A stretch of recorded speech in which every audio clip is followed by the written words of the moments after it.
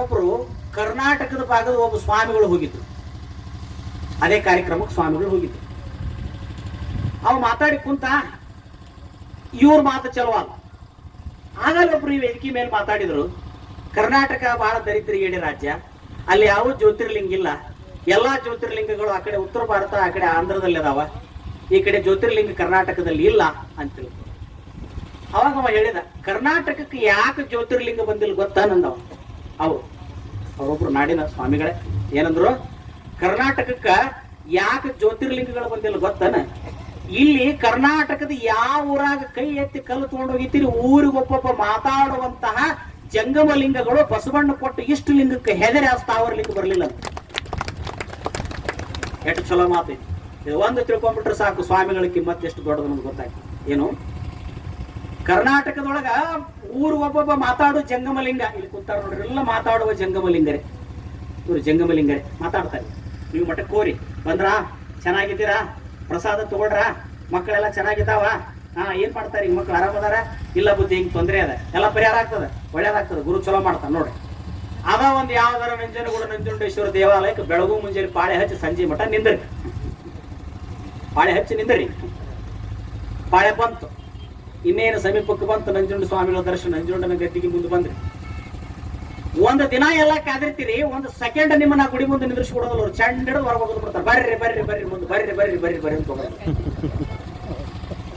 ನಂಜುಂಡ ಸ್ವಾಮಿ ಕಷ್ಟ ಕೇಳೋದಿಲ್ಲ, ನಿಮ್ದು ಸುಖ ಕೇಳೋದಿಲ್ಲ, ಯಾಕೆ ಬಂದ್ರಿ, ಎಲ್ಲಿಂದ ಬಂದ್ರಿ, ಎಲ್ಲಿ ಉಳ್ಕೊಂಡ್ರಿ, ನಿಮ್ಗೆ ರೂಮ್ ಚಲೋ ಕೊಟ್ಟಾರಿಲ್ಲ, ನಿಮ್ಗೆ ಅಡಿಗೆ ಚಲೋ ಐತಿಲ್ಲ, ಪ್ರಸಾದ ಚಲೋ, ಏನು ಕೇಳೋದಿಲ್ಲ ಅವ್ನು ನಂಜುಂಡ ಸ್ವಾಮಿ. ಕಳು ಮಾಡ್ಕೊಂಡು ಹೋದ ಸಹಿತ ಕೇಳೋದಿಲ್ಲ, ಅವನ್ನ ಕಳು ಮಾಡ್ಕೊಂಡು ಹೋದ್ರೆ ಅವ್ನು ಕೇಳೋದಿಲ್ಲ, ಕೇಳಕ್ ಸಾಧ್ಯನೂ ಇಲ್ಲ, ಕೆಳಗೇನೂ ಇಲ್ಲ. ಇದು ವಾಸ್ತವಿಕ ಸತ್ಯವೇ. ಆದ್ರೆ ಅದೇ ಒಂದು ಮಠಕ್ಕೆ ಬರ್ರಿ ನೀವು, ಒಂದು ಮಲ್ಲನ ಮೂಲೆ ಮಠಕ್ಕೂ, ಒಂದು ಗುರುಮಲ್ಲೇಶ್ವರ ಮಠಕ್ಕೂ, ಒಂದು ಮರಿಯಾಲ ಮಠಕ್ಕೂ, ಒಂದು ಇಂಥ ಮಠಕ್ಕೂ ಬರ್ರಿ. ಪರಮ ಪೂಜ್ಯ ಸ್ವಾಮಿಗಳು ನಿಮ್ಮ ರಕ್ತ ಸಂಬಂಧಿಗಳ ನಿಮ್ಮನ್ನ ಕಾಳಜಿ ಮಾಡ್ತಾರೋ ಇಲ್ಲೋ ಗೊತ್ತಿಲ್ಲ, ನಿಮ್ಮ ಇಡೀ ವಂಶಾವಳಿಯ ಸುಖ ದುಃಖವನ್ನು ಕೇಳಿ ನಿಮಗೆ ಸನ್ಮಾರ್ಗ ತೋರಿಸ್ತಾರ. ಮತ್ತೆ ಯಾವ ಲಿಂಗ ಶ್ರೇಷ್ಠ, ನೀವು ಮಾತಾಡಲಾರದ ಸ್ಥಾವರ ಲಿಂಗ ಶ್ರೇಷ್ಠನೋ, ಮಾತಾಡುವಂತ ಜಂಗಮ ಲಿಂಗ ಶ್ರೇಷ್ಠನೋ, ನೀವ ಭಕ್ತರಾದವ್ರು ವಿಚಾರ ಮಾಡಬಹುದು. ಯಾವುದು ಶ್ರೇಷ್ಠ? ಜಂಗಮಲಿಂಗವೇ ಶ್ರೇಷ್ಠ. ಮಾತಾಡಿದ್ರೆ ಮಾತಾಡ್ತಾರಂತೀವಿ,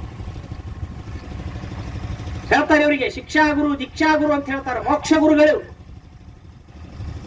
ಇಂಥ ಒಬ್ಬ ಗುರು ಒಂದು ಊರಿನಲ್ಲಿ ಒಂದು ಮಠ ಕಟ್ಟಿಕೊಂಡು ಇರಬೇಕಂತ, ಆ ಮಠಕ್ಕೆ ಭಕ್ತರು ಬರಬೇಕಂತ, ಅಲ್ಲಿ ಶಿವಾನುಭವ, ಶಟಸ್ಥಲ, ವಚನ ಚಿಂತನೆ, ಲಿಂಗ ಪೂಜೆ ನಡಿಬೇಕಂತ, ಪಾದೋದಕ ಪ್ರಸಾದಗಳ ಹಂಚಿಕೆ ಆಗಬೇಕಂತ, ದಾಸೋಹ ನಡಿಬೇಕಂತ, ಎಲ್ಲಿ ಕಾರ್ಯ ನಡೀತಿರ್ತಾವೋ ಅಲ್ಲಿ ಬಸವಾದಿ ಪ್ರಮುಖರು ಜೀವಂತವಾಗಿ ಇದ್ದಾರೆ ಅನ್ನುವಂತ ಒಂದು ಭಾವವನ್ನು ನಾವು ಇವತ್ತು ವ್ಯಕ್ತಪಡಿಸ್ತೀವಿ. ಅವರಲ್ಲಿ ಇರ್ತಾರಂತ. ಎಲ್ಲಿ ಗಣಗಳು, ಎಲ್ಲಿ ದಾಸೋಹ ಇರ್ತತಿ ಅಲ್ಲಿ ಶರಣರು ಇರ್ತಾರ. ಅದಕ್ಕಾಗಿ ಮುಪ್ಪಿನ ಷಡಕ್ಷರಿಗಳೊಂದು ಬಹಳ ಚಲೋ ಮಾತು ಹೇಳ್ತಾರ. ಅವ್ರಿದ್ದಂಗೆ ಇವ್ರು ಹೆಂಗ ಅಕ್ಕಾರ್ರಿ, ಹಂಗ ಅನ್ಬಾರ್ದು. ನಮ್ಮಲ್ಲಿ ಎಂತಿರ್ತಾರ ನೋಡ್ರಿ, ಅವರ ಬೇರೆ ಇವ್ರ ಬೇರೆ, ಬೇರೆ ಎಂತಿರ್ತಾರ, ಅವ್ರಂಗ ಇವ್ರ ಹೆಂಗ್ ಹೋಲಾಕತ್ರಿ, ಅವರ ಬೇರೆ ಅಂತ ಇವರ ಬೇರೆ ಅನಬಾರ್ದಂತ. ಅದು ಬೇರೆ ಧರ್ಮದಾಗಿರ್ಬೋದು, ಅವ್ರ ಇವ್ರ. ನಮ್ಮಲ್ಲಿ ಹಂಗಿಲ್ಲ. ಇವತ್ತು ದೇವನೂರು ಗುರುಮಲ್ಲೇಶ್ವರ ಹೋದ ಮೇಲೆ ಗುರುಮಲ್ಲೇಶ್ವರ ಪೀಠದ ಸ್ವಾಮಿಗಳನ್ನ ಅವರ ಅಂತ ತಿಳ್ಕೊಂಡು ಗೌರವ ಕೊಡ್ತೀರಾ ಇಲ್ಲ? ನೀವು ಕೊಡ್ತೀರಿಲ್ಲ? ನೆನ್ನಿಲ್ಲದ ಮೇಲೆ ಅವ್ರು ಗುರುವಂದನೆ ಮಾಡಿದ್ರಿಲ್ಲ? ಅನ್ಬೇಕಾಗಿತ್ತು ಅವರ ಬೇರೆ ಇವರ ಬೇರೆ, ಹಂಗನ್ನುವಂಗಿಲ್ಲ. ಅವರು ಅವಾಗಿನ ಕಾಲದವ್ರು ಈಗಿನ ಕಾಲದವ್ರು ಅನ್ನಂಗಿಲ್ಲ ಅಂತ, ಅವ್ರು ಅಲ್ಲ ಇವ್ರು ಇಲ್ಲ ಅನ್ನಂಗಿಲ್ಲ ಅಂತ, ಅವರ ಇವ್ರ ರೂಪದಲ್ಲಿ ಅದಾರಂತ ತಿಳ್ಕೊಳ್ಳೋದೇ ಲಿಂಗಾಯತ ಧರ್ಮ. ಇದು ನೋಡ್ರಿ, ಇದು ಶ್ರೇಷ್ಠತೆ ಹೇಳ್ತದೆ. ಅದಕ್ಕೆ ಮುಪ್ಪಿನ ಷಡಕ್ಷರಿಗಳು ಎಷ್ಟು ಚಲೋ ಮಾಡ್ತಾ ಹೇಳ್ತಾರಂದ್ರ, ಅಂದಿನವರಿಗಿಂದಿನವರು ಹೊಂದಿ ಹೋಲಲರಿಯರೆಂಬ ಕುಂದ ನುಡಿಯ ಕಿವಿಯ ಗೊಟ್ಟು ಕೇಳಲಾಗದು. ಅವ್ರು ಬರೋದು ಪದ್ಯ. ಅಂದಿನವರಿಗಿಂದಿನವರು ಹೊಂದಿ ಹೋಲಲರಿಯರೆಂಬ ಕುಂದ ನುಡಿಯ ಕಿವಿಯ ಗೊಟ್ಟು ಕೇಳಲಾಗದು. ಅವತ್ತಿನ ಕಾಲದವ್ರು ಇವತ್ತಿನ ಕಾಲದವ್ರು ಹೆಂಗ್ ಸಮ ಬರ್ತಾರೆ ಅನ್ನಬಾರದಂತ. ಯಾಕ? ಅವತ್ತು ಬರೋ ಸೂರ್ಯ ಇವತ್ತು ಬರಾಕತ್ತಾನಂತ, ಅವತ್ತು ಬೀಸು ಗಾಳಿ ಇವತ್ತು ಬೀಸಾಕತ್ತತೆ ಅಂತ, ಅವತ್ತು ಭೂಮಿ ತಿರುಗಿದಂಗೆ ಇವತ್ತು ತಿರುಗಾಕತ್ತತೆ ಅಂತ. ಅವತ್ತಿದ್ದ ಗುರು, ಅವತ್ತಿದ್ದ ಲಿಂಗ, ಅವತ್ತಿದ್ದ ಜಂಗಮ, ಅವತ್ತಿದ್ದ ವಿಭೂತಿ ರುದ್ರಾಕ್ಷಿ ಲಿಂಗ ಇವತ್ತು ಅದಾವಂತ. ಇವತ್ತು ಅದನ್ನ ಪಡ್ಕೊಂಡ್ರೆ ಇವತ್ತು ಅವ್ರು ತೋರ್ತಾರಂತ. ಅದಕ್ಕೆ ಅವ್ರು ಶ್ರೇಷ್ಠ ಇವ್ರ ಕನಿಷ್ಠ ಅನ್ನಬಾರದಂತ. ಅವ್ರು ಎಲ್ಲಿ ಅದಾರಂದ್ರ ಇಂದಿನವರ ರೂಪದೊಳಗೆ ಅದಾರಂತ. ನೋಡಿ, ಇಲ್ಲಿ ಏನ್ ಕುಂತಾರಲ್ಲ, ಇವರ ರೂಪದಲ್ಲಿ ಗುರುಮಲ್ಲೇಶ ಅದಾನ, ಇವರ ರೂಪದಲ್ಲಿ ಮಲೆ ಮಾದೇಶ್ವರ ಅದಾನ, ಇವರ ರೂಪದಲ್ಲಿ ಹೆಂಡಗಂಡ ಸ್ವಾಮಿಗಳದಾರ, ಇವರ ರೂಪದಲ್ಲಿ ಉದ್ದಾನ ಸ್ವಾಮಿಗಳದಾರ. ಅವ್ರನ್ನ ಇಲ್ಲಿ ಕಾಣಬೇಕಂತ. ಅದಕ್ಕೆ ಹೇಳ್ತಾರೋ, ಹುರಿದ ಬೀಜ ಬೆಳೆದರವರು, ಬರುವ ಮಳೆಯ ತಡೆದರವರು, ಹರಿವ ನದಿಯ ದಾಟಿ ಹೋದರಂದಿನವರು, ಅಂದಿನವರಿಗಿಂದಿನವರು ಹೊಂದಿ ಹೋಲಲರಿಯರೆಂಬ ಕುಂದ ನುಡಿಯ ಕಿವಿಯ ಗೊಟ್ಟು ಕೇಳಲಾಗದು. ಅವರು ಬರುವಂತ ಮಳೆ ತಡೆದ್ರು, ಹರಿವಂತ ನೀರ್ ಮೇಲೆ ಹರಿಗೋಲಿಂದ ದಾಟಿದ್ರು ಅಂದಿನವರು ಅಂತ ತಿಳ್ಕೊಂಡು ಅಂದಿನವರು ಶ್ರೇಷ್ಠ, ಇದಿನವರು ಕನಿಷ್ಠ ಅನ್ನಬಾರದಂತ.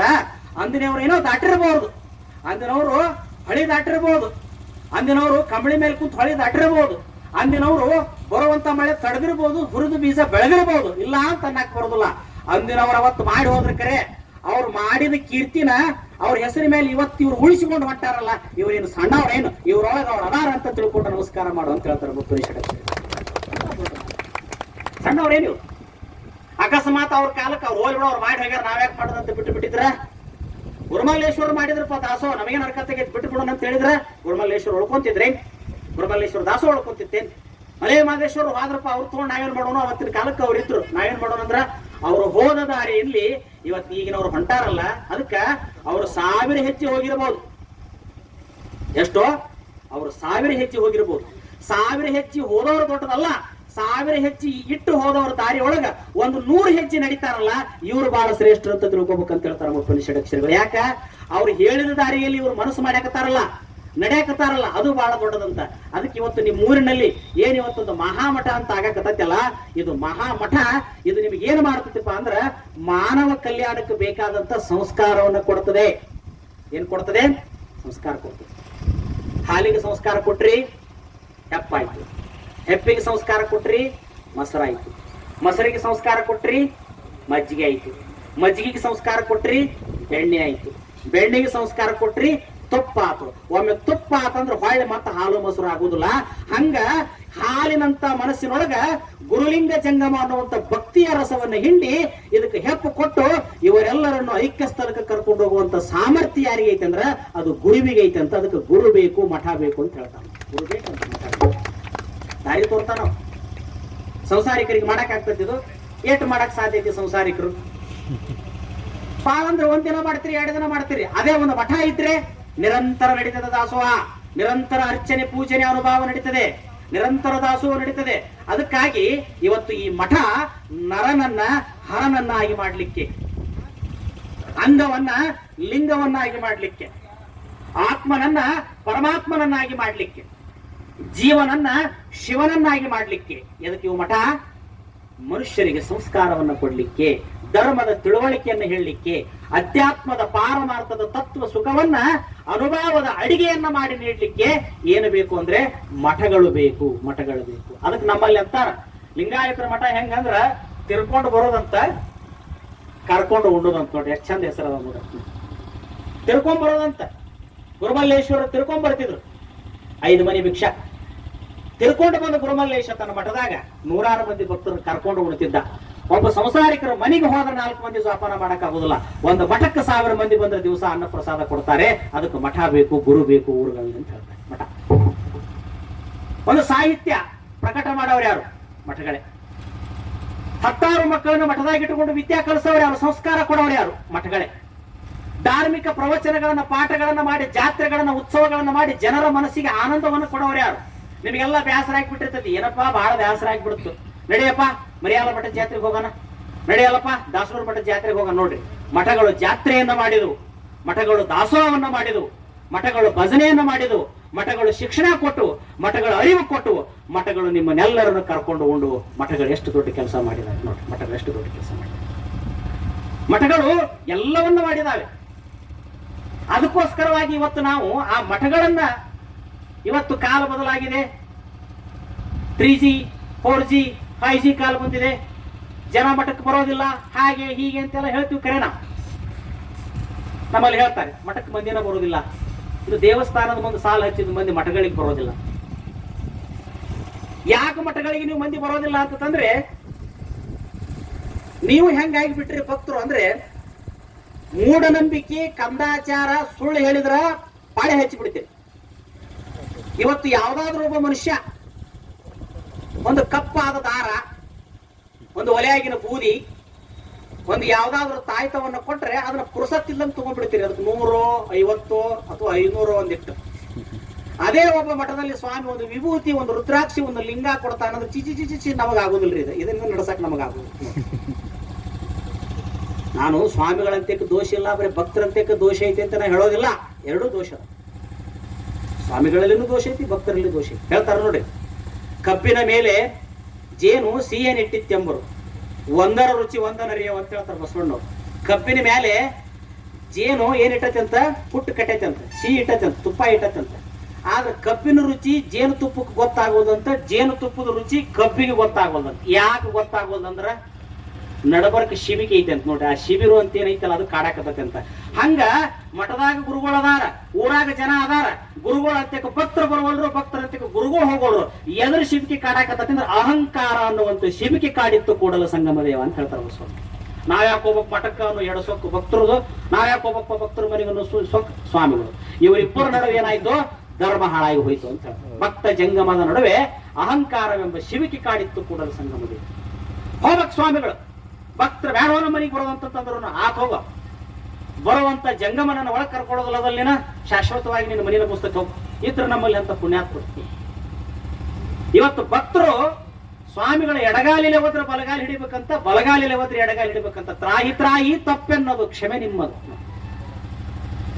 ಸ್ವಾಮಿಗಳಲ್ಲಿ ಏನಾದ್ರೂ ದೋಷಗಳಿದ್ರೆ ಹೇಳ್ತಾರೆ ನೋಡ್ರಿ. ನಮ್ಮಲ್ಲಿ ಒಂದು ವಚನ ಬರ್ತದೆ, ಏನದು ಬಸವಣ್ಣವ್ರದೊಂದು ವಚನ ಐತಿ ನೋಡು, ಭಕ್ತರ ಸುಖ ದುಃಖಗಳಿಗೆ ಜಂಗಮವೇ ಕಾರಣ ಅಂತ, ಜಂಗಮನ ಸುಖ ದುಃಖಗಳಿಗೆ ಭಕ್ತರೇ ಕಾರಣ. ಅದಕ್ಕೆ ಜಂಗಮ ಭಕ್ತ ತಮ್ಮ ನಡುವಿರುವಂತ ಅಹಂಕಾರವನ್ನು ಮರೆತು, ಜಂಗಮ ಭಕ್ತ ತಮ್ಮೊಳಗಿರ್ತಕ್ಕಂಥ ಅಹಮಿಕೆಯನ್ನ, ಶ್ರೇಷ್ಠತೆಯನ್ನ, ಗರ್ವಿಕೆಯನ್ನ ಮರೆತು, ಕೆಲವು ಕಡೆ ಅಂತಿರ್ತಾರೆ ಭಕ್ತರು, ನಾವು ಮಾಡಿವಂತ ಮಠ, ನಾವು ಮಾಡಿವಂತ ಸ್ವಾಮಿ, ಅವೆಲ್ಲ ಒಬ್ಬ ಸ್ವಾಮಿ ಇರ್ತೈತಿ. ನಮ್ಮಲ್ಲಿನೂ ಕೂಡ ಅಂತ ಒಂದಿಷ್ಟು ಜನ ಅದಾರ, ನಾವು ಮಾಡಿದಲ್ಲಿ ಮಠ ರೀ, ನಾವು ಮಾಡಿದಲ್ಲಿ ಭಕ್ತರಿ. ಹೌದ್ರಿಪ್ಪ, ₹1,00,00,000 ಕೊಟ್ಟು ದೇವಸ್ಥಾನ ಕಟ್ಟಿರಿ, ₹1,00,00,000 ಕೊಟ್ಟು ಚಲೋ ಒಂದು ದೇವಸ್ಥಾನ ಕಟ್ಟಿರಿ, ಶಿಲಾಮಂಟಪ ಕಟ್ಟಿರಿ. ಆದ್ರೆ ₹12,000 ಕೊಟ್ಟು ಒಂದು ಮೂರ್ತಿ ಮಾಡ್ಲಾರ್ದ ಗುಡಿಯಾಗಿ ಇಟ್ರಿ, ಗುಡಿಗೆ ಏನಾದ್ರು ಕಿಮ್ಮತ್ ಬರ್ತೈತೆ? ಕಿಮ್ಮತ್ ಯಾವಾಗ ಬಂತು?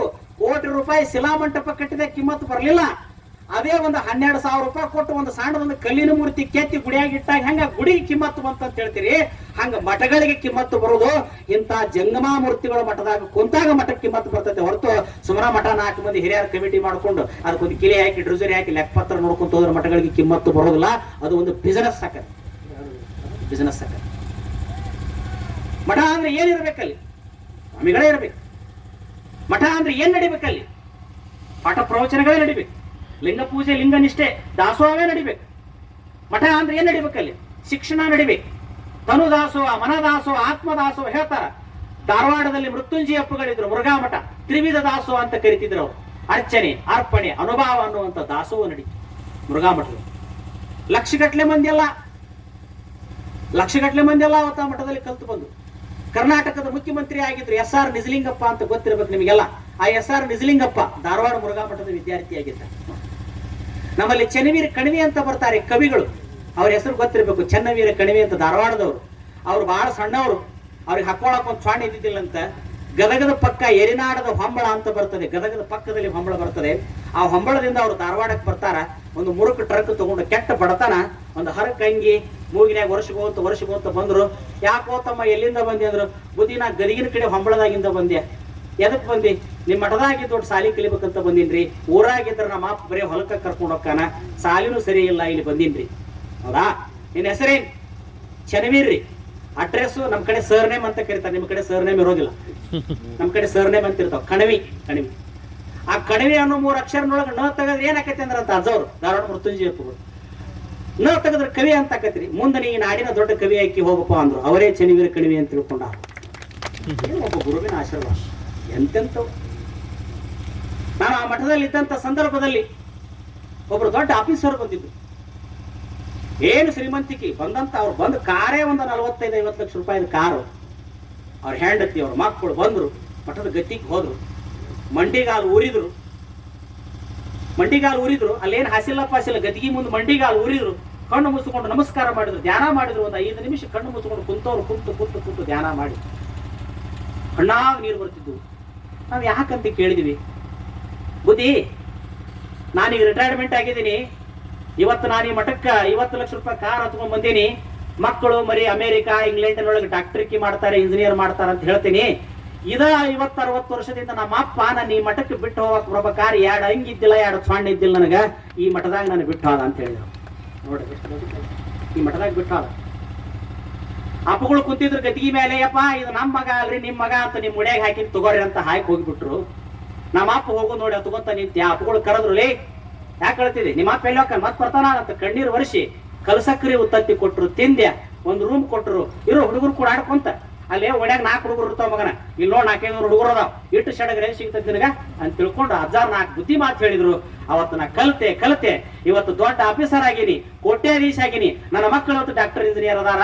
ಆದ್ರೆ ಮುರುಘಾ ಮಠ ಆಜ್ಜಿರ್ಲಿಲ್ಲ ಅಂದ್ರೆ ಇವತ್ತು ನಾನು ಯಾವುದೋ ಒಂದು ಹೊಲದಾಗ ಇವತ್ತು ನಟ್ಟು ತೆಗಿತಿದ್ದೆ, ಕಳೆ ಕಸ ತೆಗಿತಿದ್ದೆ ಅಂತ ಹೇಳಿ. ನೋಡಿ ಮಠಗಳು ಎಷ್ಟು ದೊಡ್ಡ ಕೆಲಸ ಮಾಡ್ತಾರೆ ಸ್ವಾಮಿ, ಎಷ್ಟು ದೊಡ್ಡ ಕೆಲಸ ಮಾಡ್ತಾರೆ. ಸುತ್ತೂರಿನಲ್ಲಿ ಶಿವರಾತ್ರಿ ರಾಜೇಂದ್ರ ಸ್ವಾಮಿಗಳು ಅವರು ತಮ್ಮ ಗುಣಗಡಿಗೆನ ಒತ್ತಿ ಇಟ್ಟು ಹಾಸ್ಟೆಲ್ ಮಾಡಿದ್ರು ಅಂತ ಕೇಳ್ತೇವೆ. ಮಕ್ಕಳಿಗೆ ಪ್ರಸಾದ ಕೊಟ್ಟರು. ಇನ್ನೇನು ಮಕ್ಕಳಿಗೆ ಒಂದು ಮುಟ್ಟಿಗೆ ಕಾರಿಲ್ಲ, ಅವ್ರಿಗೆ ಉಣ್ಸಾಕ ಏನ್ ಮಾಡೋದು? ಪೂಜಾ ಮುಗಿದ ಮೇಲೆ ಇನ್ನೇನು ಪ್ರಸಾದಕ್ಕೆ ಸ್ವಾಮಿಗಳಿಗೆ ಪ್ರಸಾದ ಸಹಿತಿಲ್ಲ, ತಟ್ಟೆಯಲ್ಲಿ ನೀಡಲಿಕ್ಕೆ ಒಂದು ಮುಟ್ಟಿಗೆ ರಾಗಿ ಹಿಟ್ಟು ಸಹಿತಿಲ್ಲ, ಏನ್ ಮಾಡೋದು? ಸ್ವಾಮಿಗಳು ವಿಚಾರ ಮಾಡಿದ್ರು.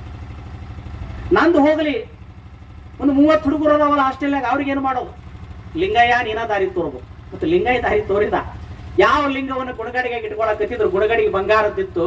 ಆ ಬಂಗಾರ ಗುಣಗಡಿಗೆ ಅಂದ್ರಂತ ಶಿವಯೋಗಿಗಳು ಅಜ್ಜವರು, ನನ್ನ ಮಕ್ಕಳಿಗೆ ನಾವು ಹೊಟ್ಟಿಗೆ ಹಿಟ್ಟಿಲ್ಲದಾಗ ನಿನಗ್ಯಾಕೆ ಬಂಗಾರ ಗುಣಗಡಿಗೆ ಬೇಕಪ್ಪ ಅಂತೇಳಿ ಒಂದು ಕೆಂಪು ವಸ್ತ್ರ ಹರಿದು ಲಿಂಗಾರ ಅರಿವ್ಯಾಗ ಕಟ್ಕೊಂಡ್ರು. ಆ ಕೆಂಪು ಲಿಂಗದ ಕಾಯಿಯನ್ನ ಮಾಂಸ ಅಕ್ಸಾಲ್ರಿ ಅಂಗಡಿಯಾಗ ಒತ್ತಿ ಇಟ್ಟು ರೊಕ್ಕ ತಗೊಂಡು ಬಂದು ರೇಷನ್ ತಂದ ಮಠದ ಮಕ್ಕಳದ ಹೊಟ್ಟಿಗೆ ಹಾಕಿ ವಿದ್ಯಾ ಕೊಟ್ಟರು, ಬೆಳೆಸಿದ್ರು. ನೋಡ್ರಿ ಮಠಗಳಿಲ್ಲ ಅಂದ್ರೆ ಏನ್ ಕೆಲಸ? ಮಠಗಳ ಕೆಲಸ ಬಹಳ ದೊಡ್ಡವಿದೆ ಸ್ವಾಮಿ. ನಮ್ಮ ಭಾಗದಲ್ಲಿ ಬಿಜಾಪುರ ಜಿಲ್ಲೆಯಲ್ಲಿ ಬಂತನಾಳ ಅಂತ ಬರ್ತದೆ, ಪೂಜರಿಗೆ ಗೊತ್ತಿರಬಹುದು. ಬಂತನಾಳದ ಶಿವಯೋಗಿಗಳಂತೇಳಿ ಸಂಗನ ಬಸವ ಶಿವಯೋಗಿಗಳಂತಿದ್ರು. ಇವತ್ತಿಗೂ ಇದೇ ನಿಮ್ಮ ಭಾಗದಲ್ಲಿ ಕೊಡಗು ಭಾಗದಲ್ಲಿ KM ಕಾರ್ಯಪ್ಪ ಅಂತ ಆದ್ರು, ಫೀಲ್ಡ್ ಮಾರ್ಷಲ್. ಸೊಲ್ಲಾಪುರ ಊರಾಗ ಪ್ರಭುಲಿಂಗ ಲೀಲೆ ಪ್ರವಚನ ಮಾಡಕತ್ತಿದ್ರು. ಅವ್ರು ಯಾರು? ಬಂತನಾಳ ಶಿವಯೋಗಿಗಳು. ಪ್ರಭುಲಿಂಗ ಲೀಲೆ ಅಂತ ಹೇಳ್ತಾರೆ. ಪ್ರಭುಲಿಂಗ ಲೀಲೆ ಅಂತ ಬಾಮಿನಿ ಷಟ್ಪದಿಯ ಕಾವ್ಯ ಅದು. ಚಾಮರಸ ಬರೆದಂತ ಬಾಮಿನಿ ಷಟ್ಪದಿಯ 1111 ಪದ್ಯಗಳುಳ್ಳಂತ 11 ದಿವಸಗಳಲ್ಲಿ ಹಂಪಿ ವಿಜಯನಗರ ಕಾಲದಲ್ಲಿ ಒಬ್ಬ ಬ್ರಾಹ್ಮಣ ಕವಿ ಲಿಂಗಾಯತ ಪ್ರಭುವಿನ ಕುರಿತು ಬರೆದ ಮೊದಲ ಕಾವ್ಯ ಪ್ರಭುಲಿಂಗ ಲೀಲೆ. ನೋಡಿ ಅಂತ ಯಾರು ಬೇದಿಲ್ಲದಂಗೆ ಶರಣರನ್ನ ನೆನೆಸ್ಯಾರ. ಈ ಮಾತುಗಳು ನಮ್ಮ ಉತ್ತರ ಕರ್ನಾಟಕದಾಗ ಹೇಳಿದ್ರೆ ಮಾತಿಗೊಮ್ಮೆ ಚಪ್ಪಳಿ ಬಿಡ್ತಾವೆ. ಯಾಕಂದ್ರೆ ನಮ್ಮಲ್ಲಿ ಅದು ಹೊಳ್ಳಮಳ ಸಂಸ್ಕಾರ ಬಂದೈತಿ. ನಿಮಗೆ ಇನ್ನೂ ಅದು ಗೊತ್ತಿಲ್ಲ ಯಾವ್ದು ಬಡಿಬೇಕು ಅನ್ನೋದು ಸಹಿತ.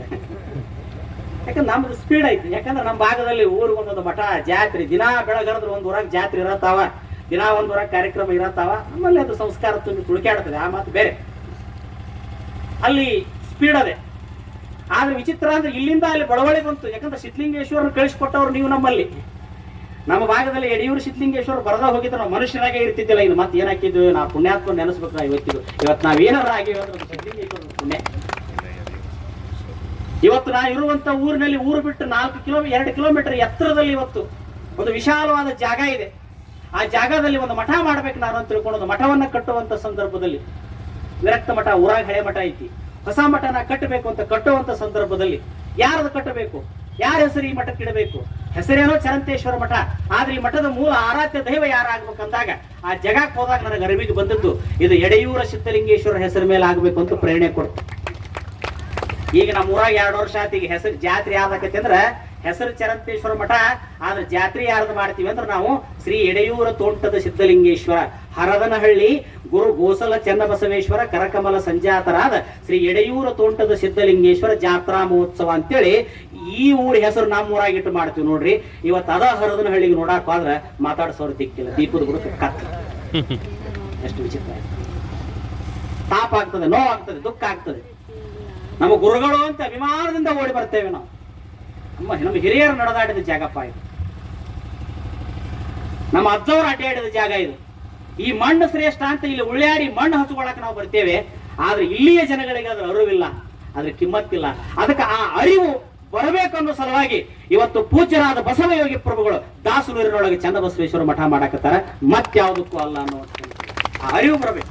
ಏನು ಮಠ, ಏನು ಸ್ವಾಮಿ, ಏನು ಧರ್ಮ, ಏನು ಮನುಷ್ಯ ಜನ್ಮ, ಇದು ಬರೀ ಹುಟ್ಟೈತಿ, ಬರೀ ಉಂಡು ಹುಟ್ಟು ಸತ್ತು ಹೋಗ್ಬಿಡಕ್ಕೋ ಮತ್ತಿನ್ನೇನಾದ್ರೂ ಮಾಡಕ್ ಬಂದೈತಿ ಅನ್ನೋ ಅರಿವು ಬೇಕಲ್ಲ. ಆ ಅರಿವನ್ನ ಕೊಡಲಿಕ್ಕೆ ಇವತ್ತು ಇಂಥ ಮಠ ಇಲ್ಲಿ ಆಗ್ತಾ ಇದೆ. ಈ ಮಠ ಇಲ್ಲಿ ಕಟ್ತಾ ಇದ್ದಾರೆ. ಅದಕ್ಕೆ ಈ ಮಠ ಬರೀ ಕಟ್ಟಿಗೆ, ಈ ಮಠ ವಿಶೇಷವಾಗಿ ಬರೀ ಕಟ್ಟಿಗೆ, ಇಟ್ಟಿಗೆ, ಬಣ್ಣ, ಸುಣ್ಣಗಳಿಂದ ಹೊರಗಾಗೋದಲ್ಲ. ಕಟ್ಟಿಗೆನೂ ಬೇಕು, ಇಟಿಗೆನೂ ಬೇಕು, ಸಿಮೆಂಟು ಬೇಕು, ಸುಣ್ಣಾನು ಬೇಕು. ಇದೆಲ್ಲದಕ್ಕಿಂತ ಈ ಮಠ ಆಗ್ಲಿಕ್ಕೆ ಮುಖ್ಯ ಯಾರು ಬೇಕಂದ್ರ ಇಲ್ಲಿ ಕುಂತಿರಲ್ಲ ನಿಮ್ಮಂತ ಭಕ್ತರು ಬೇಕು. ನೀವಿದ್ರಿ ಮಠ ಆಗ್ತೈತೆ ಅನ್ನುವಂತ ಸತ್ಯವನ್ನ ನೀವು ತಿಳ್ಕೊತೀವಿ. ಆದ್ರೂ ಈಗ ಚಪ್ಪಾಳಿ ಹೊಡೆದ್ರಿ ಅಂದ್ರೆ ನಾವು ಅದೀವಿ ಅಂತೇಳಿ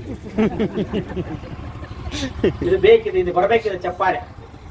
ಸ್ವಾಮಿಗಳಿಗೆ ಏನು ಪ್ರೇರಣೆ ಅಂದ್ರೆ ನೀವು ಚಪ್ಪಾಳೆ ತಟ್ಟಿದ್ರೆ ಇದಕ್ಕೆ ನಮ್ದು ಒಪ್ಪಿಗೆ ಐತೆ ಅಂತ ಅರ್ಥದ. ಹೌದು, ನಾವು ಅದೇ ಬುದ್ಧಿ, ನಾವು ಅದೇ ಬುದ್ಧಿ ಕೇಳಲ್ವಾ? ಇದಕ್ಕೆಲ್ಲರದಿಂದ ಒಪ್ಪಿಗೆನಪ್ಪ ಅಂದಾಗ ಹ್ಞೂ ಅನ್ನಲ್ಲಿ ಯಾರು ಚಪ್ಪಾಳೆ ತಟ್ಟಿ ಅದಕ್ಕೆ ಒಪ್ಪಿಗೆ ಕೊಟ್ಟು ಬಿಡ್ತಾರೆ. ಮಾತು ಬರ್ತದೆ, ಹಲವು ಮಾತೇನು ನೀನು ಅಲಿದು ಪಾದವನ್ನಿಟ್ಟ ನೆಲವೇ ಸುಕ್ಷೇತ್ರ, ಜಲವೇ ಪಾವನ ತೀರ್ಥ, ಸುಲಭ ಶ್ರೀ ಗುರುವೇ ಕೃಪೆಯಾಗು ಅಂತ ಹೇಳ್ತಾರ. ನಮಗ ಕಾಶಿ, ಕೇದಾರ, ಶ್ರೀಶೈಲ ದೊಡ್ಡದಲ್ಲ. ಯಾಕಂದ್ರೆ ನಮ್ಮವ್ರು ಹೇಳಿದ್ರು ಕಾಶಿಗೆ ಹೋಗಾಕ ಏಸೊಂದು ದಿನ ಬೇಕ, ತಾಸೊತ್ತಿನ ಹಾದಿ ತವರೂರ ಮನೆಯಾಗ ಕಾಶಿ ಕುಂತಾಳ ಹಡದವ ಅಂತ ಹೇಳಿದವರು ನಾವು. ನಮಗ ಕಾಶಿ ರಾಮೇಶ್ವರ ದೊಡ್ಡದಲ್ಲ, ನಮಗ ತವ್ರ ಮನೆ ದೊಡ್ಡದು. ತವ್ರ ಮನೆಯಾಗ ತಾಯಿ ಇದ್ರು ಬಹಳ ದೊಡ್ಡದು ಅಂತ ಹಾಡಿವಿ. ಆ ತವ್ರ ಮನೆಗಿಂತಲೂ ತಾಯಿಗಿಂತಲೂ ನಮಗೆ ಬಹಳ ದೊಡ್ಡದು ಯಾವುದು ಅಂದ್ರ ಊರಿನೊಳಗಿರುವ ಮಠ. ಆ ಮಠದಾಗಿರುವ ಗುರು ಅವ ತಾಯಿ ತಂದೆಗಿಂತಲೂ ಶ್ರೇಷ್ಠ ಅಂತ ಹೇಳಿಕೊಂಡು ಬಂದವರು ನಾವು ಕರ್ನಾಟಕದಲ್ಲಿ. ಪರಂಪರೆ ಒಂದು ದೊಡ್ಡ ಹಿನ್ನೆಲೆ ಇದೆ ನಮಗೆ. ಅದಕ್ಕೆ ಹೇಳ್ತಾರೆ ಮಹಾತ್ಮರು ಎಲ್ಲಿ ಪಾದ ಇಡ್ತಾರ ಅದು ಕೈಲಾಸ ಆಕೈತೆ ಅಂತ. ಅವ್ರು ಸುಡಗಾಡದಾಗ ಬಂದು ಕುಂದ್ರಲ್ಲಿ ಅದು ಕೈಲಾಸ ಆಗಿಬಿಡ್ತಕ್ಕಂಥ. ಎಲ್ಲಿ ಬಂದ್ರು? ಪಟೇಲ್ರ ಮನೆಗೆ ಬಂದ್ರು, ಕುಂತರು, ಇವ್ರು ಪಾದ ಇಟ್ರು. ಒಳ್ಳೇದು ಬಂದಾಗ ಕೆಟ್ಟದ್ದು ಯಾಕೆ ಉಳಿತೈತಿ, ಬೆಳಕು ಬಂದಾಗ ಕತ್ಲು ಯಾಕೆ ಉಳಿತೈತಿ? ಬೆಳಕು ಬಂತು, ಕತ್ಲು ಹೋತು, ಶಿವಯೋಗಿ ಬಂದ, ಬ್ರಹ್ಮ ರಾಕ್ಷಸ ಹೋತು. ಬುದ್ಧಿ ನೀವು ಬಂದಿರಿ, ಇದು ನಿಮಲ ಅಂದ್ರು. ಮುಂದೆ ಪಟೇಲರ ಮನೆ ಮಠ ಆತು, ಮುಂದೆ ದಾಸೋ ಮನೆನೇ ಆಯ್ತು. ದೇವನೂರು ಕರ್ನಾಟಕದ ಇತಿಹಾಸದಲ್ಲಿ ಹೆಸರಾತು ಗುರುಮಲ್ಲೇಶ್ವರ. ಅಕಸ್ಮಾತ್ ಅವತ್ತು ಬಂದಾಗ ಬುದ್ಧಿ ಬಂದ್ರಿ, 2 ದಿನ ಇದ್ರಿ, ನಮ್ಮ ಮನೆ ರಾಕ್ಷಸ ಓಡಿ ಹೊತ್ತು ನೀವು ಹೋಗ್ಬಿಡ್ರಿ ಮೈಸೂರಿಗೆ ಅಂದಿದ್ರಿ. ಇವತ್ತು ಎಲ್ಲಿ ದೇವನೂರು ಉಳಿತಿತ್ತು ಸ್ವಾಮಿ? ಭಕ್ತರೇ ಅಧಿಕರು ಕೂಡಲ ಸಂಗಮ ದೇವ. ಭಕ್ತರ ಮಾಡ್ಕೊಟ್ಟವ್ರಂತ ಭಕ್ತಕಾಯ ಮಮಕಾಯ ಅಂತ ಹೇಳ್ತಾರ. ಭಕ್ತರ ಹೃದಯದಲ್ಲಿ ಸಂಗಯ್ಯ ನಿಪ್ಪ ಅಂತ ಹೇಳ್ತಾರ. ನೋಡಿ, ಭಕ್ತರ ಹೃದಯ ನೀವೇನು ಕುಂತಿರಲ್ಲ, ನಿಮ್ಮ ಹೃದಯದೊಳಗ ಸಂಗಯ್ಯ ಅದಾನಂತ. ನೋಡಿ, ಸಂಗಯ್ಯ ನಿಮ್ಮೊಳಗದಾನ ಅಂತೇಳಿ ಇವತ್ತಿಂತ ಲಿಂಗಮೂರ್ತಿ ಆದಂತ ಶಿವಯೋಗಿಗೆ ಜಾಗ ಕೊಟ್ರಿ ನೀವು, ಯೋಗಿ ಪ್ರಭುಗಳಿಗೆ ಜಾಗ ಕೊಟ್ರಿ ನೀವು ಕೊಟ್ಟಿಟ್ಕೋಬೇಕಲ್ಲ. ಅದಿಲ್ಲ ಹೋಗ್ಬಿಡ್ತೈತಿ. ಅದು ಆಣೆಕಟ್ಟು ಅಂತ ಕಟ್ಟಬೇಕಲ್ಲ, ನದಿಗೆ ಕಟ್ಲಿಲ್ಲ ಅಂದ್ರೆ ಅದೇನು ಮಾಡ್ತೈತಿ? ಸಮುದ್ರ ಸೇರಿ ಬಿಡ್ತೈತಿ. ಅಕಸ್ಮಾತ್ ನೀವು ಕೊಡದೆ ಹೋಗಿದ್ರೆ ಅವ್ರು ಸಂಚಾರ ಮಾಡ್ಕೊಂತ ಎಲ್ಲೋ ಒಂದು ಕಡೆ ಇದ್ದವ್ರು ತಮ್ಮ ಜೀವನವನ್ನು ಮುಗಿಸ್ಕೊಂಡು ಹೋಗಿಬಿಡ್ತಿದ್ರು. ಆದ್ರೆ ಹರಿತಕ್ಕಂತ ನದಿಗೆ, ರಭಸವಾಗಿ ಹರಿಯುವಂತ ನದಿಗೆ ಒಂದು ಅಣೆಕಟ್ಟು ಕಟ್ಟಿದಾಗ ಕನ್ನಂಬಾಡಿ ಅನ್ನುವಂತ ಅಣೆಕಟ್ಟು ಆಗ್ತದೆ. ಆ ನೀರನ್ನ ಬೇಸಿಗೆ ಟೈಮ್ ಒಳಗೆ ಭತ್ತ ಬೆಳ್ಕೋಬಹುದು, ಕಬ್ಬು ಬೆಳ್ಕೋಬಹುದು, ವಿದ್ಯುತ್ ತಯಾರು ಮಾಡ್ಕೋಬಹುದು. ಹಂಗ ಜಂಗಮ ಅನ್ನುವಂತ ವಸಂತದ ಗಾಳಿಗೆ ಮಠ ಅನ್ನುವಂತ ಒಂದು ಅಣೆಕಟ್ಟು ಕಟ್ಟಿ ಒಂದು ಕಡೆ ಅವ್ರನ್ನ ಇಟ್ಟು ಬಿಟ್ರೆ ಸಾಕಂತ ಆ ಊರು ಉದ್ಧಾರ ಆಗಿ ಹೋಗಿಬಿಡ್ತದೆ. ಆ ಕೆಲಸವನ್ನ ಇವತ್ತು ನೀವು ಇಲ್ಲಿ ಮಾಡ್ತಾ ಇದ್ದೀರಿ, ಮಾಡ್ತೀರಿ. ಹಾಗಾದ್ರೆ ಸ್ವಾಮಿಗಳು ಎಲ್ಲಿ ಹೋಗಂಗಿಲ್ಲನ್ರಿ ಅಂತ ಅನ್ಬೇಡ್ರಿ, ಹೋಗ್ಬೋದು. ಎಲ್ಲೇ ಹೋದ್ರು ಮತ್ತು ಗೂಟಕ್ಕೆ ಕಟ್ಟಿದ್ದು ಗೂಳಿಯವ್ರು ಇಲ್ಲೇ ಬರೋ. ಒಂದು ಗೂಟಕ್ಕ ಒಂದು ಗುಳಿ ಕಟ್ಟಿರ್ತೀರಿ, ಅದು ಎಲ್ಲಿ ಮೇದ್ರು ಮತ್ತು ಎಲ್ಲಿ ಬರ್ಬೇಕದ ಆ ಗೂಟಕ್ಕೆ ಬರ್ಬೇಕು. ಇನ್ನು ಮುಂದೆ ಸ್ವಾಮಿಗಳು ಎಲ್ಲೇ ಹೋಗ್ಲಿ, ಹೆಸರೇನು? ಪೂಜ್ಯ ಶ್ರೀ ಬಸವಯೋಗಿ ಪ್ರಭುಗಳು ಚನ್ನಬಸವೇಶ್ವರ ಮಹಾಮಠ ದಾಸನೂರು. ನೋಡು, ಹೂವಿನ ಕೂಡ ನಾರು ಸ್ವರ್ಗ ಸೇರ್ತು, ಯೋಗಿ ಕೂಡ ದಾಸನೂರು ಕೂಡ ನಾಡಿನ ತುಂಬಾ ಹೆಸರು ಪಡ್ಕೊಂತದೆ. ಯಾಕೆ ಮಠ ಆಗಬಾರ್ದು? ಯಾಕೆ ಈ ನಾಡಿನಲ್ಲಿ ಮಠಗಳಾಗಬಾರ್ದು? ನಾವೆಲ್ಲ ಇದ್ದ ಊರುಗಳೆಲ್ಲ ಹಗಲ ಮಂದಿ ಹೈಲಾರದಂತ ಊರವೆಲ್ಲ. ಇವತ್ತು ಮೈಸೂರು ಮಠ, ಇವತ್ತು ಚಾಮರಾಜನಗರ ಮಠ ಬಸವ ಬೆಳವಿ ಅಂತಾರ. ಅಲ್ಲಿ ಯಾವುದೋ ಒಬ್ಬ ಊರಿನ ಗೌಡ, ಒಬ್ಬ ಕುಲಕರ್ಣಿ, ಒಬ್ಬ ಶ್ರೀಮಂತನಿಂದ ಒಂದು ಊರು ದೊಡ್ಡದಾಗುದಿಲ್ಲ. ನೆನಪಿರ್ಲಿ, ಒಂದು ಊರಿನ ಗೌಡ ಇನ್ನೊಂದು ಊರಿಗೆ ಬುದ್ಧಿ ಹೇಳಕ್ ಬಂದ್ರೆ, ಗೌಡ ನಮ್ಮ ಊರಾಗ ನಾವು ಅದೇವಿ, ನಿಮ್ ಊರಾಗ ನೀವು ಬುದ್ಧಿ ಹೇಳ್ರಿ ಅಂತ ಹೇಳ್ತಾರೆ ನಮ್ಮ ಜನ.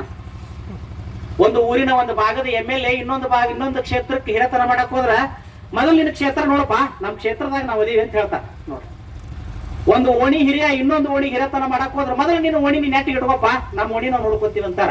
ಆದ್ರೆ ಒಬ್ಬ ಸ್ವಾಮಿ ಯಾವುದೇ ಜಾಗಕ್ಕೆ ಹೋಗ್ಲಿ ಯಾರು ಕೂಡ ಅವ್ರಿಗೆ ಏನು ಅನ್ನಂಗಿಲ್ಲ. ಆಯ್ತು ಬುದ್ಧಿ ನೀವು ಹೇಳಿದಂಗೆ ಮಾಡ್ತೀವಿ ಅಂತಾರ. ಅದು ಈ ನಾಡಿನಲ್ಲಿ ಸ್ವಾಮಿಗಳಿಗಿರುವಂತ ಕಿಮ್ಮತ್ತು. ಸ್ವಾಮಿಗಳು ಗಡಿರೇಖೆಯನ್ನು ಮೀರಿದವರು, ಸೀಮಾತೀತರು. ಅವರಿಗೆ ಗಡಿ ಜಿಲ್ಲೆ ಇಲ್ಲ, ಎಲ್ಲಿ ಬೇಕಾದಲ್ಲೇ. ಬೆಳವಿ ಸ್ವಾಮಿಗಳು ನಗರಕ್ಕೆ ಬರ್ಬೋದು, ನಗರದ ಸ್ವಾಮಿಗಳು ಬೆಳವಿಗೆ ಬರ್ಬೋದು.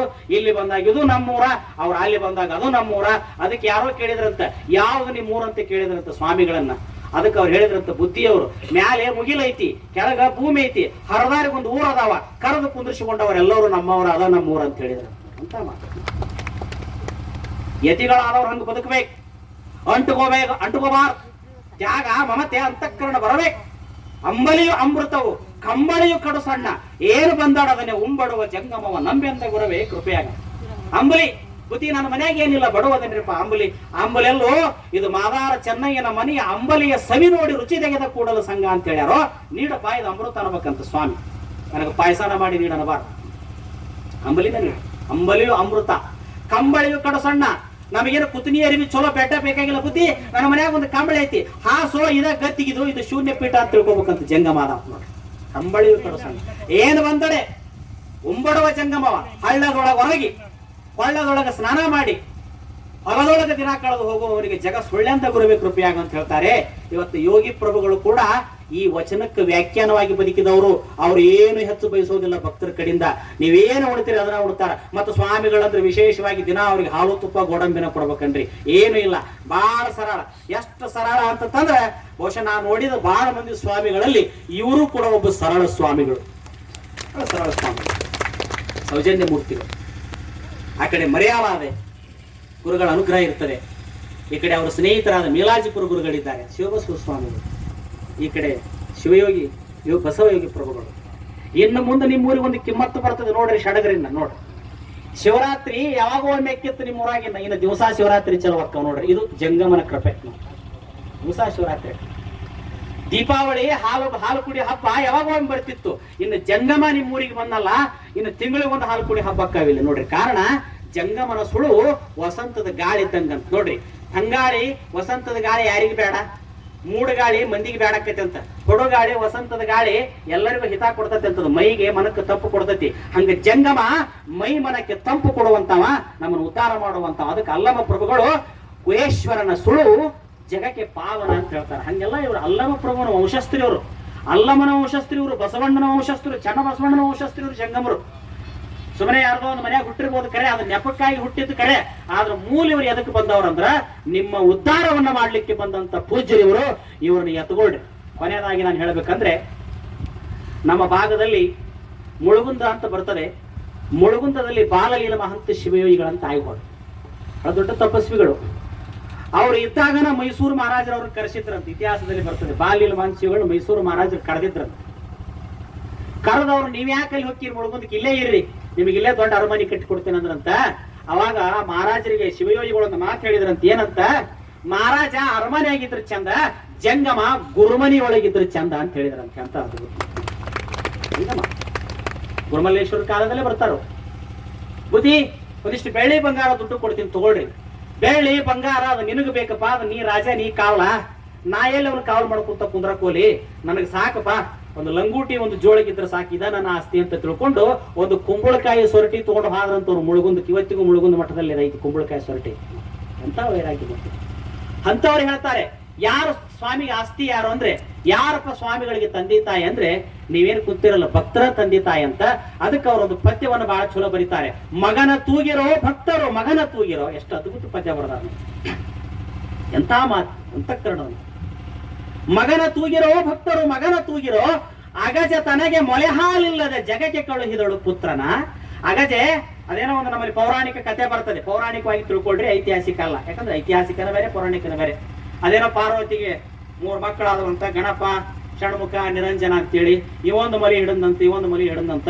ನಿರಂಜನಿಗೆ ಮೊಲೆ ಹಾಲು ಇದ್ದಿದ್ದಿಲ್ಲಂತ, ಇವ ಹತ್ಕೊಂತ ಕುಂತಂತ. ಅವಾಗ ಗಿರಿಜಿ ಹೇಳಿದಂತೆ, ಶಕ್ತಿ ಹೇಳಿದಂತ, ನೋಡಪ್ಪ, ನಿನಗೆ ಮಲೆ ಹಾಲು ಕುಡಿಸಿ ತೃಪ್ತಿ ಪಡಿಸುವಷ್ಟು ಸಾಮರ್ಥ್ಯ ನನಗಿಲ್ಲ. ನೀನು ಮರ್ತ್ಯ ಲೋಕಕ್ಕೆ ಹೋಗಿ ಜಂಗಮನಾಗಿ ಭಕ್ತರ ಭಕ್ತಿಯನ್ನು ತೊಟ್ಟಿಲ್ದಾಗ ಆಡಿ ಭಕ್ತಿಯ ಹಾಲು ಕುಡಿದು ಅವ್ರಿಗೆ ಮುಕ್ತಿ ಮಾರ್ಗ ಕೊಟ್ಟ ಬಾರಪ್ಪ ಅಂತ ಕಳಿಸಿದಂತ. ಅಂದ ನಿರಂಜನ ಮೂರ್ತಿಗಳು ಈ ನಾಡಿನೊಳಗೆ ಬಂದ್ರು ಅಂತ ಒಂದು ಪದ್ಯ ಐತೆ ನೋಡಿ. ಸಂದರ್ಭ ಎಷ್ಟು ಚಂದ ಐತೆ ನೋಡಿ. ಮಗನ ತೂಗಿರೋ ಭಕ್ತರು ನೀವು ಮಗನ ತೂಗಿರೋ. ಅಗಜೆ ಅಂದ್ರೆ ಶಿವೇ ತನಗೆ ಮೊಲೆ ಹಾಲಿಲ್ಲದ ಜಗಕ್ಕೆ ಕಳುಹಿದಳು ಪುತ್ರನ ನೋಡಿ. ಅವಾಗ ಶಿವಯೋಗಿ ಬಂದಂತ. ಹೆಂಗ ಬಂದ? ತಾಯಿ ತಂದೆಗಳನ್ನು ಅಗಲಿ, ಅವ್ರನ್ನ ಅಗಲಿ ಬಂದಂತ. ತಾಯಿ ತಂದೆಗಳನ್ನು ಅಗಲಿ ಗುರಿಯ ಮಾಡಿದರಯ್ಯ ನಿಮಗೆ. ಮರೆತರವರು ಮಗನ ಚಿಂತೆ ಮರೆತರಂತ ಅವ್ರು ಪರಮಾತ್ಮ ನಮ್ಮ ವಾಲ್ಯವ ಅಂತೇಳಿ. ಮತ್ತ ಅವ ಮರೆತ ಮೇಲೆ ಅವನ ಚಿಂತೆ ಯಾರು ಮಾಡ್ಬೇಕು? ನೀವೇನು ಕುಂತಿರಲ್ಲ, ನೀವು ಸ್ವಾಮಿಯ ಚಿಂತೆ ಮಾಡಬೇಕು. ಅದಕ್ಕೆ ಭಕ್ತರೇ ಅಧಿಕರು ನೋಡ ಕೂಡಲ ಸಂಗಮ ಅಂತ ಮಾತ್ರ. ಇವೆಲ್ಲ ಅಂತಃಕರಣದ ಮಾತು. ಅದಕ್ಕೆ ನಮ್ಮ ನಾಡಿನೊಳಗ ಸ್ವಾಮಿ ಮತ್ತು ಭಕ್ತನಿಗೊಂದು ಸಂಬಂಧ ಅದೇ. ಎಂತ ಸಂಬಂಧ ಅಂದ್ರ ಬಳ್ಳಿಗೂ ಕಾಯಿಗೂ ಹೆಂಗ ಸಂಬಂಧ ಐತಿ, ತಾಯಿ ಮಕ್ಕಳಿಗೆ ಹೆಂಗ ಸಂಬಂಧ ಐತಿ, ಅದಕ್ಕಿಂತ ಹೆಚ್ಚು ಸಂಬಂಧ ಯಾರಿಗೆ ಐತಿ ಅಂದ್ರ ಮ್ಯಾಲೆ ಕುಂತ ಸ್ವಾಮಿಗಳಿಗೂ ಭಕ್ತರಿಗೂ ಸಂಬಂಧ ಐತಿ. ಇದು ರಕ್ತ ಸಂಬಂಧ ಅಲ್ಲ, ಇದು ಭಕ್ತಿ ಸಂಬಂಧ. ಅದಕ್ಕೆ ಇವತ್ತು ಮಾನವೀಯತೆ ಮರೆಯಾಗಿ ಹಡದ ತಂದೆ ತಾಯಿಗಳನ್ನ ವೃದ್ಧಾಶ್ರಮದಲ್ಲಿ ಇಟ್ಟು ಬರುವಂತ ಕಾಲದಲ್ಲಿ ಮಠಗಳು ಬೇಕು, ಮಠಗಳು ಉಳಿಬೇಕು. ಮಠಗಳು ಉಳಿದ್ರೆ ನಿಮ್ಮ ಮಕ್ಕಳಿಗೆ ಬುದ್ಧಿ ಹೇಳ್ತಾರೆ. ಮಠಗಳು ಉಳಿದ್ರೆ, ಸ್ವಾಮಿಗಳು ಉಳಿದ್ರೆ ನಿಮ್ಮ ಮಕ್ಕಳ ಕಿವಿ ಹಿಡ್ಡಿ ದಾರಿಗೆ ತರ್ತಾರೆ. ಮಠಗಳು ಉಳಿದ್ರೆ ನಿಮ್ಮ ಮಕ್ಕಳಿಗೆ ಹೇಳ್ತಾವ್ ನೋಡ್ರಿ, ಅವು ಯಾರ ಕೈಯಾಗೂ ಪಾರಾಗ್ಲಾರದು ಬಂದು ಸ್ವಾಮಿಗಳ ಕೈಯಾಗ ಸಿಕ್ಕರ ಒಟ್ಟು ನೆಟ್ಟಗೆ ಹಾಕವ, ಇಲ್ಲಿ ನೆಟ್ಟಗೆ ಹಾಕ್ತಾರ. ಅದಕ್ಕಾಗಿ ಮಕ್ಕಳನ್ನ ಇವತ್ತು ಮಠಗಳಿಗೆ ಕಳಿಸಿಕೊಡಿ. ಮಕ್ಕಳನ್ನು ದೇವಸ್ಥಾನಗಳಿಗೆ ಕಳಿಸಬೇಡಿ, ಮಠಗಳಿಗೆ ಕಳಿಸಿ. ದೇವಸ್ಥಾನದಲ್ಲಿ ಮಾತನಾಡದಿರು ದೇವರದಾನ, ಮಠಗಳಲ್ಲಿ ಮಾತಾಡುವ ದೇವರದಾನ. ಅದಕ್ಕೆ ಮಕ್ಕಳನ್ನ ಮಠಕ್ಕೆ ಕಳಿಸಿಕೊಡ್ರಿ. ನಿಮ್ಮ ಮಕ್ಕಳು ಸಂಸ್ಕಾರವಂತ ವಿದ್ಯಾವಂತರಾಗುತ್ತಾರೆ. ನಿಮ್ಮ ಮಕ್ಕಳನ್ನ ಸಿದ್ಧಗಂಗೆ ಸುತ್ತಲೂ ಮಠದಾಗ ಇಟ್ಟಾರ ಅಂತ ತಿಳ್ಕೊಂಡು ಇಂಜಿನಿಯರ್ ಡಾಕ್ಟರಾಗಿ ಆಸ್ಟ್ರೇಲಿಯಾಕ್ಕೆ ಹೋದ್ರು. ನಂಜುಂಡೇಶ್ವರ ಗುಡಿಯಾಗಿ ಇಟ್ಟಿದ್ರೆ ಹಾಕಿದ್ದಲ್ಲ, ನೆನಪಿಟ್ಟುಕೊಳ್ಳಿ. ಎಲ್ಲಿ ಎಲ್ಲಿಟ್ರಿ? ಸಿದ್ಧಗಂಗಾ ಮಠದಾಗ, ಸುತ್ತೂರಂತ ಮಠದಾಗ, ಮರ್ಯಾದಂತ ಮಠದಾಗ ಮಕ್ಕಳು ಓದಾಕ್ ಬಿಟ್ರಿ ಅಂತೇಳಿ ಮಕ್ಕಳು ಪ್ಲೇನ್ಯಾಗ ಹಾರಿ ಅಮೆರಿಕಕ್ಕೂ ಹೋದು, ಇಂಗ್ಲೆಂಡಿಗೆ ಹೋದು. ಹೋಗಪ್ಪ ಕಪಿಲಾ ನದಿಯಾಗ 3 ಹೊತ್ತು ಮುಡಿಗೆ ಹೋಗಿ ಪೂಜೆ ಮಾಡಂದಿದ್ರ ಇಲ್ಲೇ ಗಡ್ಡಿ ಬರ್ಸ್ಕೊಂತ ಇರ್ತಿದ್ವಿ ನೋಡಿ. ಅದಕ್ಕೆ ಹೋಗಿ ಮಕ್ಕಳಿಗೆ ವಿದ್ಯೆ ಸಂಸ್ಕಾರ ಕೊಟ್ಟದ್ದು ಯಾವ ಅಂದ್ರೆ ನಿಜವಾಗಿ ಮಠಗಳು, ದೇಗುಲಗಳು. ಇವುಗಳ ಪುಣ್ಯ ಬಹಳ ದೊಡ್ಡದು, ಇವುಗಳ ಅಂತಃಕರಣ ಬಹಳ ದೊಡ್ಡದು. ಮಠಗಳು ಇರದೇ ಹೋದ್ರೆ ಇವತ್ತು ಭಕ್ತರಲ್ಲಿ ಸಂಸ್ಕಾರ ಉಳಿಯಂಗಿಲ್ಲ. ಒಂದ ಮಾತು ಹೇಳಿಬಿಡ್ತೀನಿ, ಮನುಷ್ಯತ್ವ ಅನ್ನೋದ ಉಳಿಯಂಗಿಲ್ಲ. ತಿಳ್ಕೊಂಡ್ಬಿಡ್ರಿ ನೀವು. ಮಠ ಸ್ವಾಮಿ ಅನ್ನುವಂಥ ಶಬ್ದಗಳು ಅಳಿಕ್ ಹೋದ್ವು ಅಂದ್ರೆ ಹೇಳ್ತಾರ ಬಾಳ ಮಂದಿ ಲಿಂಗಾಯತ ಧರ್ಮದಾಗ ಮಠ ಇಲ್ಲ, 12ನೇ ಶತಮಾನದ ಶರಣರು ಮಠಗಳನ್ನು ಒಪ್ಪಂಗಿಲ್ಲ, 12ನೇ ಶತಮಾನದ ಶರಣರು ಸ್ವಾಮಿಗಳು ಒಪ್ಪಂಗಿಲ್ಲ. ಎದ್ರಾಗ ಹೇಳ್ಯಾರಪ್ಪ? ಏನಾದ್ರು ಉಪೇದ್ಯಾಪ 4 ವಚನ ಓದುದು ಬಾಯಿ ಬಂದಾಗ ಓದ್ಕೊಂತ ಕುಂತು. ಎಲ್ಲಿ ಹೇಳ್ಯಾರ ಶರಣರು? ಜಂಗಮಕ್ಕೆ ಶರಣೆಂಬೆ, ಲಾಂಛನಕ್ಕೆ ಶರಣೆಂಬೆ ಅಂತಾರ. ಲಾಂಛನಕ್ಕೆ ತಕ್ಕ ಆಚರಣೆ ಇಲ್ಲದಿದ್ರೆ ಚೀ ಅಂತನ್ರಿ ಅಂತ ಹೇಳ್ಯಾರ. ಬ್ಯಾಡ ಅಂದಿಲ್ಲ. ಆದ್ರೆ ಮಠಗಳು ಬ್ಯಾಡ ಅಂದಿಲ್ಲ, ಗುರುಗಳು ಬ್ಯಾಡ ಅಂದಿಲ್ಲ, ಜಂಗಮ ಬೇಡಂದಿಲ್ಲ, ಭಕ್ತ ಬೇಡಂದಿಲ್ಲ. ಯಾಕ? ಅಡಿಗೆ ಮಾಡಾಕ ಬರೀ ಡಬರಿ ಬೋಗಣಿ ಒಂದಿದ್ರ ಸಾಲಂಗಿಲ್ಲ, ಬೆಂಕಿ ಒಂದಿದ್ರ ಸಾಲಂಗಿಲ್ಲ, ಅದಕ್ಕೆ ಪದಾರ್ಥನೂ ಬೇಕು. ಹಂಗ ಬರೀ ಭಕ್ತರು ಒಂದಿದ್ರ ಸಾಲಂಗಿಲ್ಲ, ಅದಕ್ಕೆ ಜಂಗಮನೂ ಬೇಕು, ಜಂಗಮಗ ಭಕ್ತನೂ ಬೇಕು, ಮಠನೂ ಬೇಕು, ಅಷ್ಟಾವರಣಗಳು ಬೇಕು. ಕಚ್ಚಾ ವಸ್ತುಗಳಿದ್ದಾಗ ಸಿದ್ಧ ವಸ್ತುಗಳು ಅಕ್ಕಾವ. ಕಚ್ಚಾ ವಸ್ತು ಇರ್ಲಿಕ್ಕಂದ್ರೆ ಸಿದ್ಧ ವಸ್ತು ಇಲ್ಲಕತಿ. ರಾಗಿ ಬೆಳಿತೀರ ಅಂತ ರಾಗಿ ಮಾಲ್ಟ್ ಆಕೈತಿ, ರಾಗಿನ ಇಲ್ಲಂದ್ರೆ ಮಾಲ್ಟ್ ಎಲ್ಲಿಂದ ಬರ್ತೈತಿ? ಇಲ್ಲ. ಅದಕ್ಕೆ ನಮಗೆ ಮಾಲ್ಟ್ ಮುಖ್ಯ ಅಲ್ಲ, ಮಾಲ್ಟ್ ತಯಾರ ಮಾಡಕ್ ರಾಗಿ ಬಹಳ ಮುಖ್ಯ. ಆ ರಾಗಿ ಬೆಳೆಯಕ್ಕೆ ಭೂಮಿ ಬಹಳ ಮುಖ್ಯ. ಅದಕ್ಕೆ ನಿಮ್ಮಂತ ಭಕ್ತರಿಗೆ ಸಂಸ್ಕಾರ ಕೊಡಾಕ ಮಠ ಅನ್ನುವಂಥ ಭೂಮಿ ಬಹಳ ಮುಖ್ಯ. ಅದನ್ನೆಂದು ನಾವು ಅಲ್ಲಗಳಿಬಾರ್ದು ಬೇಕದು. ಯಾಕಂದ್ರೆ 12ನೇ ಶತಮಾನದ ಶರಣರನ್ನ ಒಮ್ಮೆಗೆ ಅವರು ಬಹಳ ದಿವ್ಯ ಸ್ಥಾನಕ್ಕೆ ಹೋದವರು. ಅವ್ರನ್ನ ತಗೊಂಡು ಬಂದು ಈ ಸಮಾಜದ ಜೀವನದಾಗ ಲೆಕ್ಕ ಹಾಕಬಾರ್ದು ನಾವು. ಯಾಕಂದ್ರೆ ಅವ್ರು ದೊಡ್ಡವರು. ಮುಳುಗಿ ಮಾರಾಯನಂತವ್ರು ತ್ಯಾಗನ ಮಾಡಿ ಬಂದ್ರು. ನೀವು ಮಾಡಿರೇನ್? ರಾಜ್ಯನ ಬಿಟ್ಟು ಬಂದವ. ಮಡಿವಾಳ ಮಾಸೇನಂತವ್ರು ಬಿಟ್ಟು ಹೋಗ್ಯಾರೇನ್ ನೀವು? 2 ತಾಸು ಜಾಸ್ತಿ ಕುಂದ್ರಿಸಿದ್ರೆ ನಾವು ಕುರ್ಚಿ ಎತ್ತಿಡಬೇಕಾಕೈತಿ. ನಿಮ್ಮನ್ನ 2 ತಾಸು ಜಾಸ್ತಿ ಕುಂದ್ರಿಸ್ಬಿಟ್ರೆ ನಾವ ಕುರ್ಚಿ ಎತ್ತಿಟ್ಟು ಪೆಂಡಲ್ ಬಿಚ್ಚಿ ನಾವು ಮನೆಗೆ ಹೋಗಿ ಮಠಕ್ಕೆ ಹೋಗ್ಬೇಕಾಕೈತಿ. ಮತ್ತೆ ಅವ್ರ ವೈರಾಗ್ಯ ಅಂತದು, ಇವ್ರ ವೈರಾಗ್ಯ ಅಂತದು. ಅವ್ರ ವೈರಾಗ್ಯವೇ ಬೇರೆ. ಅದು ಅವ್ರು ಬಹಳ ದೊಡ್ಡವರು. ಹಂಗಂತ ಹೇಳಿ ಮಾತ್ರಕ್ಕೆ ನಾವು ಸಣ್ಣವ್ರಂತಲ್ಲ. ಮತ್ತೆ ಆಗಲೇ ಅದಕ್ಕೂ ಹೇಳಿಬಿಟ್ಟಿನ ಅವ್ರು ದೊಡ್ಡವರು ಹಂಗಂತಲ್ಲ. ಅವ್ರು ಹೋದ ದಾರಿ ಕಷ್ಟ ಇರ್ಬೋದು ಕರೆ, ಆದ್ರೆ ಅವ್ರಂಗ ನಾವು 100ಕ್ಕೆ 100 ಆಗಂಗಿಲ್ಲ. ಇವತ್ತು 2 ಕ್ಲಾಸ್ ಇರ್ತಾವ. ಈ ಕ್ಲಾಸಿನ ಹುಡುಗ ಈ ಕ್ಲಾಸಿಗೆ ಹೋಗ್ಬೇಕಾಗ್ಯದ. PUC ಫಸ್ಟ್ ಇತ್ತು ಹುಡುಗ PUC ಸೆಕೆಂಡ್ ಹೋಗ್ಬೇಕಾಗ್ಯದ. PUC ಒಳಗ 95% ತಗೊಂಡವ. ಅವನು PUC ಸೆಕೆಂಡ್ ಕ್ಲಾಸ್ನಾಗ PUC ಸೆಕೆಂಡ್ ಇಯರ್ಗೆ ಬರ್ತಾನ. PUC ಫಸ್ಟ್ನೊಳಗ ಜಸ್ಟ್ ಪಾಸ್ ಆದವನು ಕೂಡ ಯಾರು ಕೂಡ ಕುಂದಿರ್ತಾನ? ಅದ ಕ್ಲಾಸ್ನಾಗ ಹಿಂದರ ಕುಂದ್ರವಲ್ಲ, ಕೊಟ್ಟು ಆ ಕ್ಲಾಸಿನಾಗ ಕುಂದಿರ್ತಾನಿಲ್ಲ. ಕ್ಲಾಸ್ ರೂಮ್ ಚೇಂಜ್ ಹಾಕವಿಲ್ಲ. ಹಂಗ 100ಕ್ಕೆ 100 ಆಗಬೇಡ್ರಿ ನೀವು. 35 ಬಿದ್ರೆ ಪಾಸ್ ಅಂತ ಐತಿ. ನಿಮ್ಮ ಧರ್ಮವನ್ನ 365 ದಿನದಾಗ ಹಣಿಮೆಯಾಗಿ ಇವತ್ತಿ ಕೊಳಾಗ ಲಿಂಗ ಕಟ್ಕೊಂಡು ದಿನಕ್ಕೊಂದ್ ದಿನ ಪೂಜೆ ಮಾಡ್ಕೊಂಡು ವಾರಕ್ಕೊಮ್ಮೆ ಮಠಕ್ಕೆ ಬಂದು ವರ್ಷಕ್ಕೊಮ್ಮೆ ಅನುಭವ ಮಾಡಿ ಇಷ್ಟರ ದಾಸೋಹ ಮಾಡಿ ಬದುಕಿರೋ ಮಾರಾಯ ನೀವು ಪಾಸ್ ಹಾಕಿರಿ ಅಂತ ಹೇಳ್ತಾರೆ ನಮ್ಮ ಶರಣರು.